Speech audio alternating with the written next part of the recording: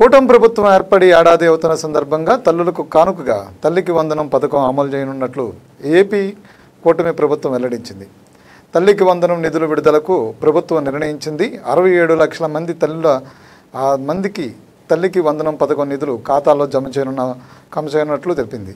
కాగా ఎంతమంది పిల్లలు ఉంటే అంతమందికి తల్లికి వందనం ఇస్తామన్న మేనిఫెస్టో హామీ మేరకు పథకం అమలుకు నిర్ణయం తీసుకుంది. దీంతో 67,27,000 మంది 164 మంది విద్యార్థులకు పథకం వర్తింపజేయనుంది. ఇందులో భాగంగా తల్లుల ఖాతాల్లో ప్రభుత్వం 8,80,745 కోట్లు జమ చేయనుంది. 1వ తరగతిలో అడ్మిషన్ పొందే పిల్లలు, ఇంటర్ ఫస్ట్ ఇయర్లో చేరే విద్యార్థులకు కూడా తల్లికి వందనం అమలు కానుంది.